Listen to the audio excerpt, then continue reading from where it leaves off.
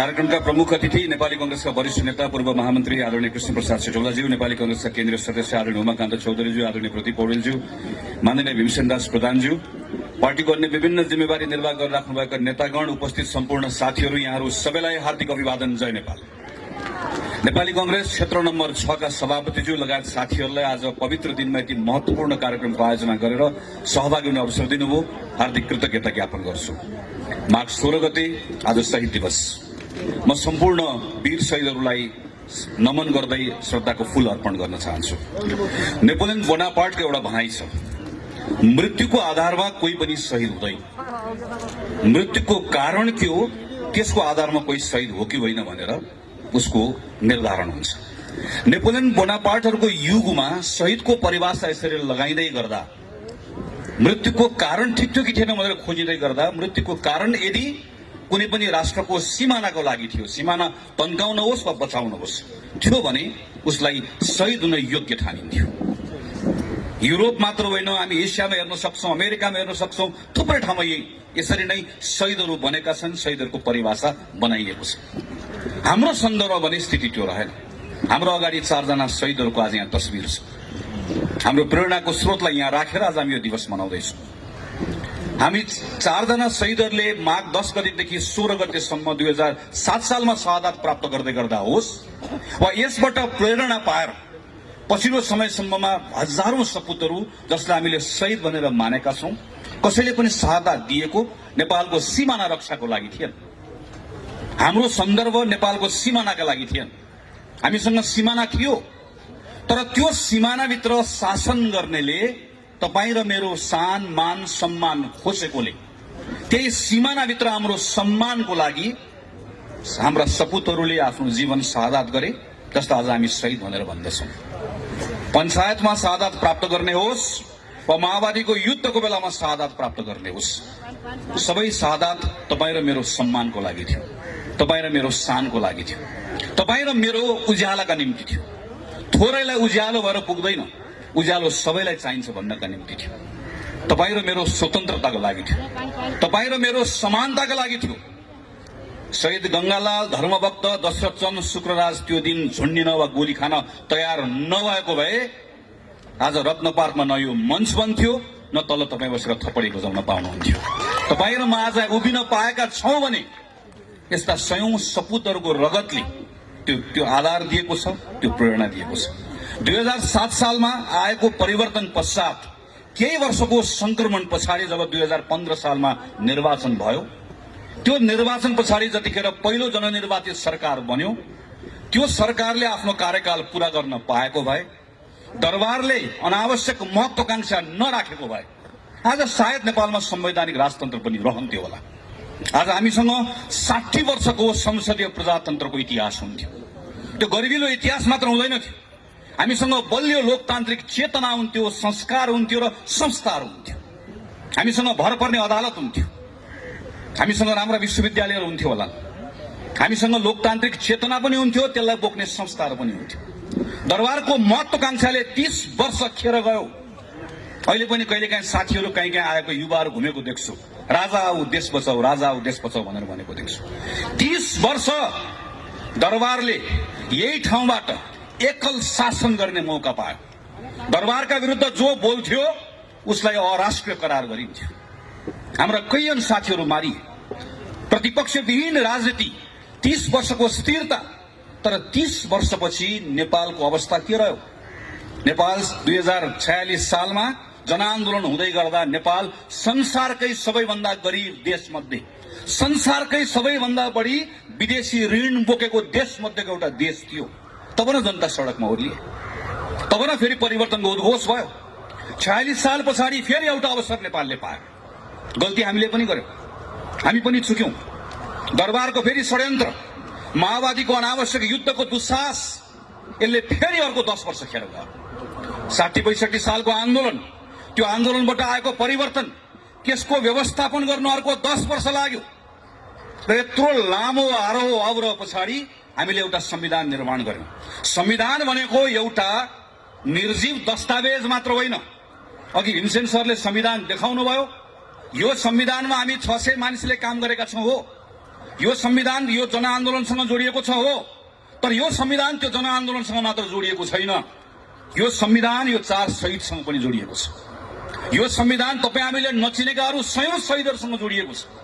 किनकि स्वतन्त्रता र समानताको, मैले अघि पनि भने सिमानाको लागि होइन, तपाईँ र मेरो सिमानाभित्र, तपाईँ र मेरो सम्मानका लागि, तपाईँ र मेरो स्वतन्त्रता र समानताका लागि कयौं साथीहरू हाँसी हाँसी बलिवेदीमा चढे। त्यो लामो आरोह अवरोह पछाडि हामी अन्तिममा एउटा निष्कर्षमा पुग्यौं। त्यो निष्कर्षलाई दस्तावेजीकरण गर्यौं र हामीले एउटा संविधान निर्माण गर्यौं। यही संविधानमा टेकेर योभन्दा अगाडिको यात्रा अगाडि लिएर जाने हामीले उद्घोष पनि गर्यौं। त्यसैले यो संविधानलाई राम्रोसँग तपाईले निहालेर हेर्नुभयो भने त्यहाँ मृत अक्षर मात्र होइन, त्यहाँ तपाईले कहीँ कहीँ स्पन्दनहरू सुन्नुहुन्छ, शहीदहरूको आवाज सुन्नुहुन्छ, स्वतन्त्रताको लागि गरिएका ती आन्दोलनका चापहरू तपाईले त्यहाँ सुन्न सक्नुहुन्छ। त्यसैले आज त्यस कारणले गर्दा हामीहरू भनिरहेका छौं, यो संसदको विघटन होइन, यो संविधानको विघटन। प्रधानमन्त्री केपी शर्मा ओलीले यो संविधानमा टेकेर घर बनाउने मौका पाउनुभयो। संविधान हामी सबैले हालेको जग हो, त्यो जगमा टेकेर घर बनाउनका निम्ति मौका पाउनुभयो। म त हेड मिस्त्री हो, मिस्त्रीहरूको नायक। उहाँलाई 5 वर्षको निम्ति जिम्मा दिइयो, हातमा अस्त्र पनि दिइयो, तर शास्त्र नपढेकोले अस्त्र चलाउन जानेन, ढङ्ग पुर्याएन, घर बनाउन जानेन, घर बनाउन सकेन। घर बनाउन नजानेर घर बनाउन नसक्नेले मैले घर बनाउन सकिन, घर बनाउन जानिन भन्नुपर्नेमा दिएको अस्त्रको दुरुपयोग गरेर त्यही जगमा हान्न थाल्यो, त्यही जग भत्काउन थाल्यो। अनि वरिपरि रहेका आसेपासेहरू, धुपौरेहरूले प्रभु तपाईले गल्ती गर्नुभयो, तपाईलाई जिम्मा त घर बनाउन दिएको, तपाईलाई दिएको घनले तपाईले यसलाई इट्टा फोडेर माथि पर्खाल लगाउनु होला भन्न ठानेको, तपाईले जग भत्काउन थाल्यो भन्नुपर्ने ठाउँमा धुपौरे हेर्नुस् त देशभरि प्रधानमन्त्री हिँड्नु भएको छ, क्या बात, क्या भत्काउनु भयो भनेर वरिपरि भएको तपाईले हेर्नुहुन्छ, थरीथरीका देख्नुहुन्छ। अनि प्रधानमन्त्रीलाई के लागिरहेको छ भने जसरी मेरो वरिपरि हिँड्नेहरूले मैले गरेको कदमको प्रशंसा गरिरहेका छन्, यसै गरिकन जनताले प्रशंसा गरिरहेका छन्। क्षमा गर्नुहोला प्रधानमन्त्रीजी, तपाईं नेपाली जनताको अवमूल्यन गर्दै हुनुहुन्छ, अहिलेको युगको अवमूल्यन गर्दै हुनुहुन्छ।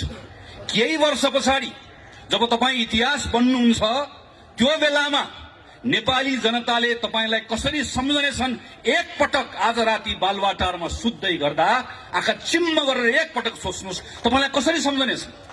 तपाईलाई नेपाली जनताले यत्रो 50औं वर्षको आरोह अवरोह पछाडि एउटा संविधान निर्माण गरेर नयाँ युगको सुरुवात गर्ने मौका पाएको, अभूतपूर्व अवसर पाएको एउटा प्रधानमन्त्री जसको सनकको कारणले गर्दा सिङ्गो देशलाई दुर्घटनामा पुर्याइदिने एउटा पात्रको रूपमा तपाईलाई सम्झनेछ। तपाईलाई नेपाली जनताले केही पनि थाहा नभएको, तर मलाई थाहा छैन भन्ने थाहा नभएको एउटा अयोग्य पात्रको रूपमा तपाईलाई सम्झनेछ। तपाईलाई नेपाली जनताले सिङ्गो संविधानलाई विघटन गर्ने एउटा पात्रको रूपमा सम्झनेछ। तपाईलाई नेपाली जनताले जनताको मतको अपमान गर्ने एउटा पात्रको रूपमा सम्झनेछ।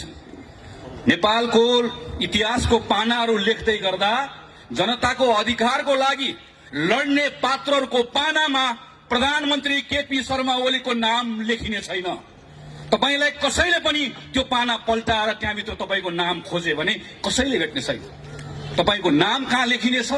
तपाईको नाम नेपाली जनताको अधिकार खोज्ने शासकहरूको पंक्तिमा लेखिनेछ। त्यसैले तपाईका बारेमा धेरै चिन्ता छैन, तपाईका धुपौरेहरूको बारेमा त केही भन्नु पनि छैन। चिन्ता तपाईको होइन, प्रश्न तपाईलाई मात्र होइन, प्रश्न भोलि हामीलाई पनि हुन्छ। चिन्ता आज आफ्नै गर्नुपर्ने बेला आएको छ। त्यो बेलामा इतिहासले हामीलाई पनि प्रश्न गर्नेछ।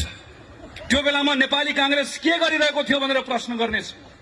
त्यो बेलामा नेपाली कांग्रेसले भन्न पाउँछ प्रधानमन्त्री केपी शर्मा ओलीको कदमलाई असंवैधानिक कदम हो भनेर ढक्क उभिएर बसेको थियो भनेर भन्न पाउँछ।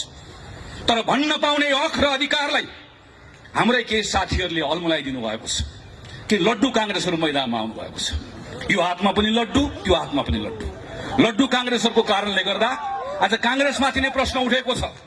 यो प्रश्नलाई पनि भोलि उठ्न नसक्ने गरिकन थेचारेर हामी अगाडि बढ्नुपर्नेछ। यो नेपाली कांग्रेस पार्टी हो जसको नेता बीपी कोइरालाले मोहन शमशेरको अगाडि उभिएर भन्नुभयो, जतिखेर मोहन शमशेरले भने तिमी बाहुनको छोरा भएर गद्दीमाथि आँखा लगाउने, बीपी कोइरालाले उभिएर भन्नुभयो महाराज भूतपूर्वमा लेखेर शासन गर्ने दिन गए। त्यो पार्टीको कार्यकर्ता हो हामी। 30 वर्ष पञ्चायतमा दुर्गानन्द झादेखि योगेन्द्रमान शेरचनसम्म एकचोटि निवेदन लेखेको भए मन्त्री प्रधानमन्त्री हुन पाउँथे। झुन्डिए, गोली खाए, मन्त्री प्रधानमन्त्री बन्न कोही पनि तयार भएन। एउटा चुनावको हिसाब किताब गरेर बस्छौँ हामी। चुनाव जित्ने कुरा एउटा राजनीतिक दलले सोच्नु हुँदैन होइन। तर के एउटा चुनाव जित्ने वा हार्ने कुरा मात्रैका निम्ति नेपाली कांग्रेस पार्टी बनेको? आज खेल मैदानमा जाँदै गर्दा अर्कोपट्टिको मैदानमा भएका खेलाडीहरू आफै एकअर्कालाई हान्दैछ। आफै एकअर्कालाई हान्दै गर्दा कोही लडेका छन्, ढलेका छन्। गोल हान्न सजिलो हुन्छ भन्ने तपाईलाई पनि लागेको छ, मलाई पनि लागेको छ। तर गोल हान्न सजिलो हुन्छ भन्ने लाग्दै गर्दा यति त ध्यान पुर्याउँ, खेल मैदान रहेन गोल हान्नुला। खेल मैदानै रहेन भने गोल कहाँ गएर हान्ने हो? अनि त्यो खेल मैदान राख्ने पद्धतिका निम्ति लडेर आएको कांग्रेस होइन यो। त्यसैले आजको दिन नेपाली कांग्रेसको प्रत्येक साथीले आफैलाई प्रश्न गर्नुपर्छ, यदि कोही अलमलमा छ भने तपाई निर्वाचनको पक्षमा कि संसद पुनर्स्थापनाको पक्षमा? गलत प्रश्न। तपाई संविधानको पक्षमा हो कि होइन? प्रश्न यो। तपाई संविधानको पक्षमा हो भने तपाई जनताको पक्षमा हो कि होइन? तपाई न्यायको पक्षमा हो कि होइन? तपाई आज न्यायको पक्षमा हो कि अन्यायको पक्षमा हो? तपाई आज संविधान र जनताको पक्षमा हो कि यो संविधानलाई विघटन गर्ने तत्त्वहरूको पक्षमा हो? प्रश्न यो। यो प्रश्नमा नेपाली कांग्रेस पार्टीले स्पष्ट निर्णय गरेर आफूलाई उभ्याएको छ। यो निर्णयलाई आजको दिनमा कतिपय ठाउँमा साथीहरू अल्मलिनु भएको छ, कतिपय अभिव्यक्तिहरूले अल्मलिनु भएको छ। म तमाम साथीहरूलाई आग्रह गर्छु, पार्टीको जुनसुकै तहको नेता होस्, पार्टीको निर्णयले बाँधिएको छ र पार्टीको निर्णय यही हो। पुष 5 गते प्रधानमन्त्री केपी शर्मा ओलीले गर्नुभएको काम असंवैधानिक हो। असंवैधानिक केपी ओलीको कदम मुर्दाबाद पार्टीको नारा यही हो। यो भन्दा दायाँ बायाँ न नेपाली कांग्रेसको निर्णय छ, न कसैले निर्णय गराउन पाउँछ। प्रश्न कांग्रेसलाई मात्र होइन, प्रश्न अदालतलाई पनि आउँछ। केही साथीहरू के भन्नुहुन्छ भने अदालतको बारेमा बोल्नु हुँदैन। म फेरि भन्छु, बीपी कोइरालाको पार्टीको कार्यकर्ता हो हामीहरू र यही बीपी कोइराला हो जसले सर्वोच्च अदालततर्फ हेरेर भन्नुभयो, यो अदालत हो श्रीमान, न्यायको 4 किल्लाभित्र न्यायको हत्या नहोस्, दायाँ नहेर्नुहोस्, बायाँ नहेर्नुहोस्, वर नहेर्नुहोस्, पर नहेर्नुहोस्, न्याय गर्नुहोस्, विवेक पुर्याउनुहोस्। अदालततर्फ हेरेर पञ्चायतको बेलामा फाँसी मुद्दा लागेको बेलामा बोलेका बीपीका कार्यकर्ताहरू आज रामशाह पद देखेर पर भागेर अदालतको बारेमा बोल्दैनौ भनेर भन्छ भने ती कायरहरू मात्र हुन सक्दछ। अदालतको बारेमा कांग्रेसले बोल्दैन भन्ने भ्रम नराखौं। अदालतमा भइरहेको विषयको बारेमा कांग्रेस त बोलिसक्यो र कांग्रेस बोलेर भनिसक्यो पुष 5 गतेको कदम असंवैधानिक हो। अब अदालतले यो भन्दा दायाँ बायाँ फैसला गर्दैन भन्ने हाम्रो विश्वास। अदालतले गर्न सक्दैन, अदालतले गर्नु हुँदैन भन्ने हाम्रो मान्यता हो। अदालत प्रतिको प्रचुर विश्वास र विश्वासको आधार छ। अघि साथीहरूले चर्चा गरिसक्नु भयो।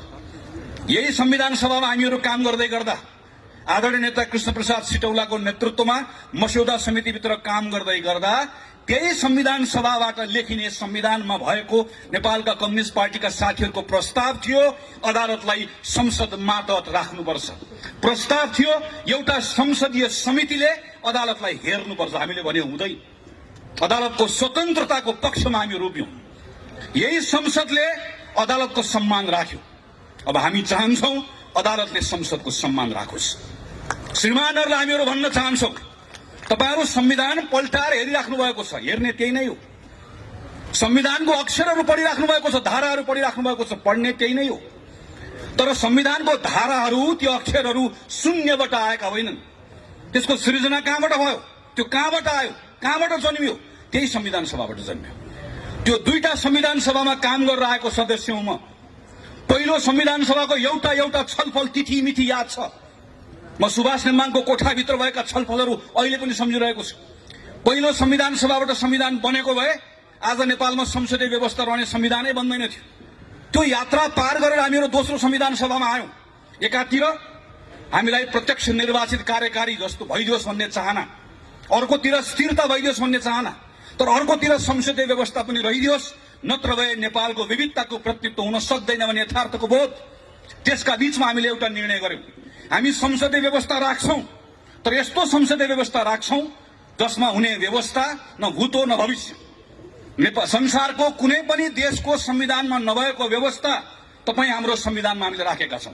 एउटा संविधान कसैले मलाई बताइदियोस् जसमा संसदीय व्यवस्थामा संसदबाट निर्वाचित भएको प्रधानमन्त्रीलाई 2 वर्ष अविश्वासको प्रस्ताव राख्न नपाउने कुनै एउटा संविधान छ? 2 वर्ष अविश्वासको प्रस्तावको बारेमा जब प्रधानमन्त्री निर्धक्क भएर बस्नुभयो त्यो बेलामा नेपालको संविधान सिरानी राख्ने, अनि आज जब यो संविधानले तपाईलाई विघटन गर्न दिएन अनि त्यो बेलामा भारतको संविधानले यसो भन्छ, बेलायतको संविधानले यसो भन्छ, त्यसो भारत जानुस्, त्यसो बेलायत जानुस्। यो नेपाल हो श्रीमान, यो नेपालको संविधान लाग्छ र नेपालको संविधानमा बहुमत प्राप्त प्रधानमन्त्रीले संसद विघटन गर्न पाउने कुरा लेखिएको छैन। अदालतमा कहिलेकाहीँ चिन्ता व्यक्त गरेको सुनिन्छ, बहुमत प्राप्त प्रधानमन्त्रीले सरकार चलाउन मन नलाग्यो भने के गर्ने? हामीले श्रीमानलाई भनेका छौं त्यसो भए बहुमत प्राप्त प्रधानमन्त्री खुरुक्क घर जाने, घर बस्न मन नलागे वन जाने। त्यो भन्दा बाहेक यो संविधानले बाटो देखाउँदैन। यो संविधानको धारा 76 मा छलफल भइरहेको छ।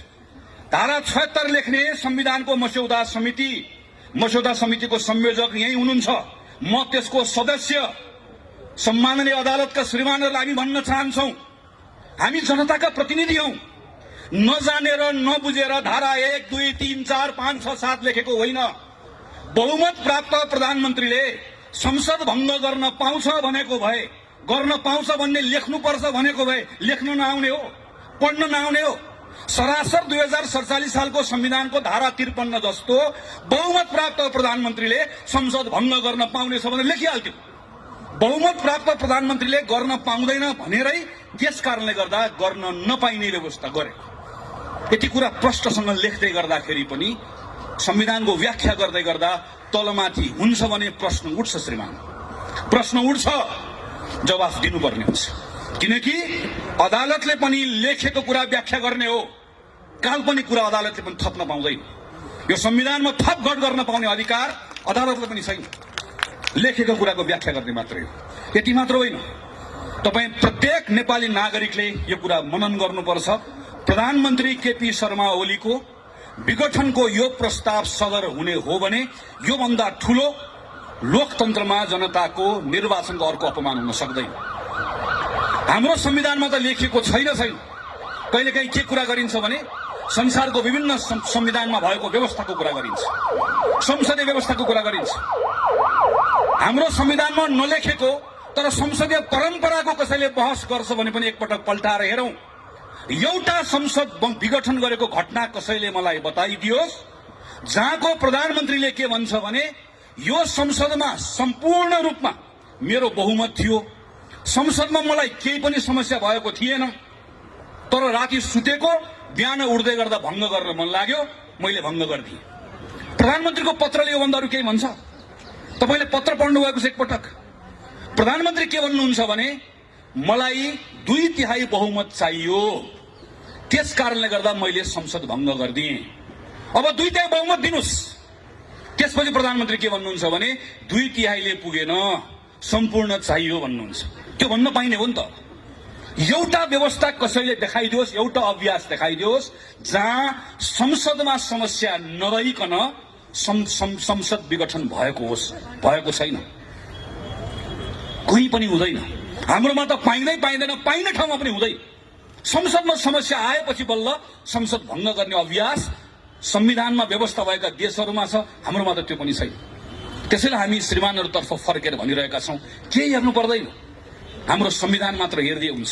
प्रधानमन्त्रीले अदालतमा चलिरहेको कुरालाई तमासा भनेर भन्नुभयो। तमासा भन्ने कुरालाई अदालतले कसरी लिन्छ अदालतले जान्ने कुरा हो। केही पूर्व प्रधान न्यायाधीशहरूले अदालतको अ पनि उच्चारण गर्नु भएन। उहाँले जम्मा एउटा कुरा भन्नुभयो, प्रतिनिधि सभाको विघटन नेपाल संविधानका हिसाबले पनि राजनीतिक हिसाबले पनि यसले गतिरोध उत्पन्न गरेको छ भनेर भन्नुभयो। भनेको त्यति मात्रै हो। त्यति भनेको आधारमा आज पूर्व प्रधान न्यायाधीशहरूलाई अदालतको अपहेलनाको मुद्दा लागेको छ। अदालतको प्रक्रिया छ, म प्रक्रियाको सम्मान गर्छु र मलाई विश्वास छ अदालतले यसलाई दूधको दूध पानीको पानी गर्छ। तर एउटा कुरा सम्झाउन चाहन्छु, केवल राजद्रोहको मुद्दा लागेको थियो मलाई।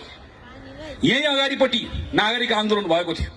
देवेन्द्रराज पाण्डे र कृष्ण पहाडीले नेतृत्व गर्नुभएको नागरिक आन्दोलनमा यहाँ नारा लगाएको बहानामा राजद्रोहको मुद्दा लागेर हिरासतमा थिए। म माथिको मुद्दामाथि बहस चलिरहेको थियो विशेष अदालतमा।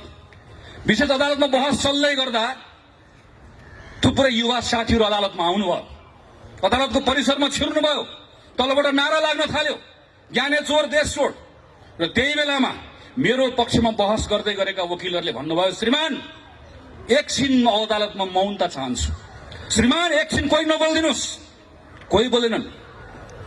भित्र युवाहरू भित्रै पसे, नारा लगाउँदै गए, अझ स्वर ठुल्ठुलो हुँदै गयो। अनि मेरो पक्षको वकिलहरूले भन्नुभयो, श्रीमान मेरो पक्षलाई आज जुन आरोप लागेको छ त्यो आरोपको आधारमा तपाईले आज यसलाई राजद्रोही भन्ने हो भने ती राजद्रोहीहरू त अदालतमा आइसके। यी सबलाई राजद्रोही तपाईले भन्नुपर्छ। अब कतिलाई राजद्रोही भन्नुहुन्छ भनेर भनेको म सम्झन्छु।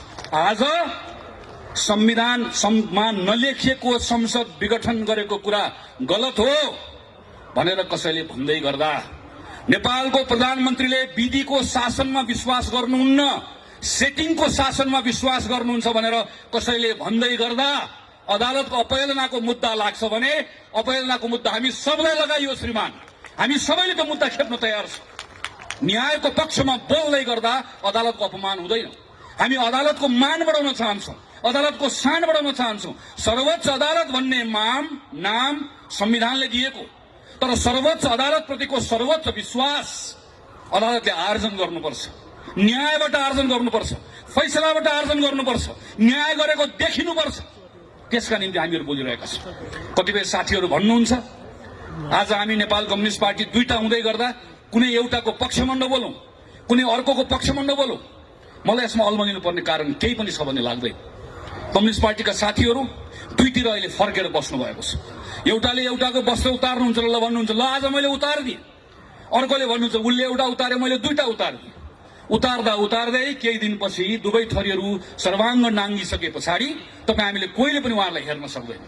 र त्यो बेलामा नेपाली जनता आफैले भन्नेछ, हामीलाई को सक्कली को नक्कली थाहा छैन, तर हामीलाई सक्कली कम्युनिस्ट पनि चाहिएन, नक्कली कम्युनिस्ट पनि चाहिएन। हामीलाई तातेको कम्युनिस्ट पनि चाहिएन, हामीलाई सेलाएको कम्युनिस्ट पनि चाहिएन। हामीलाई गड्याङ गुडुङ गर्दै आउने उत्तौलो खरे जस्तो कम्युनिस्ट पनि चाहिएन।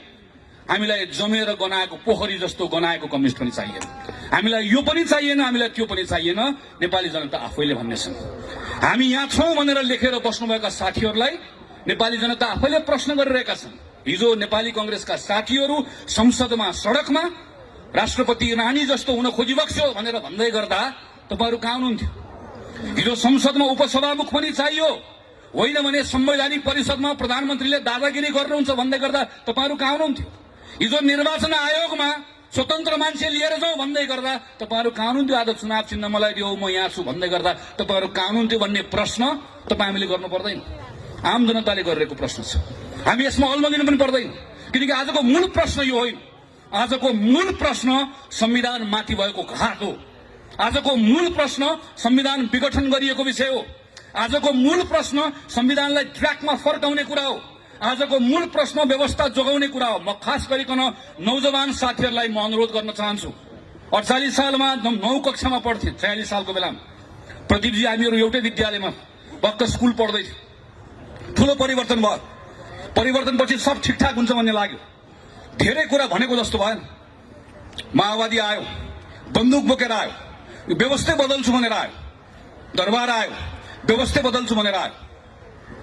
त्यो बेलाका युवाहरूको त्यो क्षणिक आवेगमा, क्षणिक नैराश्यतालाई त्यसको दुरुपयोग गरेर अनेकन शक्तिहरू आयो। तर त्यसले हाम्रो पुस्ता खायो, हाम्रो एउटा जेनेरेसन गयो। यो बेलामा तपाईको रिस पार्टीसँग हुन सक्छ, तपाईको रिस नेतासँग हुन सक्छ। रिस उठ्यो पार्टी फेर्दिनुस्, रिस उठ्यो नेता बदल्नुस्, तर पद्धति बदल्ने कुरामा साथ कसैले पनि नदिनुस्। यो पद्धति बदल्ने भत्काउने कुरा फेरि एकपटक सुरु भयो भने अर्को 20 वर्ष जान्छ। लेखेर राख्नुस्, गनेर राख्नुस्। तपाईलाई मन परेन मूर्ख शासक बदल्दिनुस्, तर मूर्ख शासकको हुकुमले चल्ने पद्धतिले नेपालको हित हुँदो रहेनछ भन्ने कुरा इतिहासले बताएको छ, पटक पटक प्रमाणित भएको छ। त्यसैले यो बेलामा कोही प्रतिको माया राख्नु पर्दैन, कोही प्रतिको दुराग्रह पनि राख्नु पर्दैन। तपाई कांग्रेस हुनै पर्दैन, कांग्रेस हुने, कांग्रेसलाई मत हाल्ने कुरा आउँछ त्यो दिन गर्नु होला। यो पटक तपाईँ एउटा नेपाली नागरिक भएर सोच्ने हो। तपाईले यो पटक तपाईले नेपालको भविष्यको बारेमा सोच्ने हो। यो बेलामा तपाईँ बोल्ने जसरी गंगालाल 22 वर्षको उमेरमा एउटा युवक भोलि गएर तपाईँ र मैले उज्यालो देख्न पाउला कि नपाउला भनेर बोले मात्र होइन, गोली खाए। तपाईँ आज तपाईका लागि, तपाईको भविष्यका लागि, हाम्रो देशका लागि, हाम्रो भविष्यका लागि बोल्न तयार हो कि होइन? बाहिर मैदानमा आउन तयार हो कि होइन? त्यसैले म एउटै कुरा भनेर आग्रह गरेर टुङ्ग्याउन चाहन्छु। विनोद विक्रम केसी, कवि विनोद विक्रम केसीको कवितालाई थोरै मैले आफ्नो हिसाबले बनाएको छु। टाउकोमा लाठी खान तयार रहनुस्, टाउकोमा लाठी खान तयार रहनुस्, ढाडमा बुट खान तयार राख्नुस्। टाउकोमा लाठी खान तयार रहनुस्, ढाडमा बुट खान तयार रहनुस्, छातीमा गोली खान तयार रहनुस्, मस्तिष्कलाई जेलको हावा खान तयार राख्नुस्, मनलाई मृत्युलाई मही खानको लागि तयार राख्नुस्, मनलाई मृत्युलाई मही खानको लागि तयार राख्नुस्। नत्र तानाशाहसँग हार खाएर इतिहासको गाली खान तयार रहनुस्।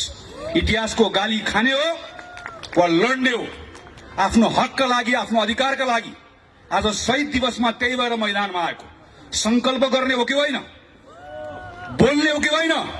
लड्ने हो कि होइन? डट्ने हो कि होइन?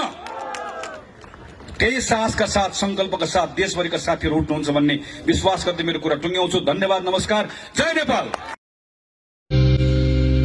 हाम्रो च्यानल सब्स्क्राइब गर्नुहोस् र बेललाई दबाउनुहोस्।